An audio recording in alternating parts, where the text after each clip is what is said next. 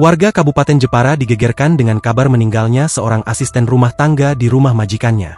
Peristiwa ini tak hanya menyita perhatian warga sekitar, tapi juga viral di media sosial karena muncul dugaan-dugaan liar, mulai dari pembunuhan hingga persoalan utang piutang.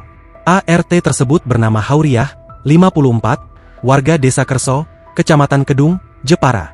Ia ditemukan sudah tidak bernyawa di rumah majikannya, JR, 40, warga Desa Ngasem, Kecamatan Batealit, pada Sabtu, 8 November 2025, pagi. Kasat Reskrim Polres Jepara, AKP M. Faizal Wildan Umar rela membenarkan kejadian tersebut. Ia menyebut, sejauh ini polisi telah memeriksa 4 orang saksi, termasuk majikan korban. Benar, korban ditemukan meninggal dunia di rumah majikannya.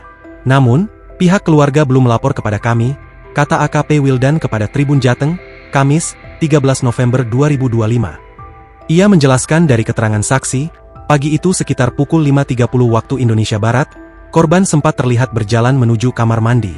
Setelah itu, ia kembali ke kamar dan diperkirakan menunaikan salat subuh.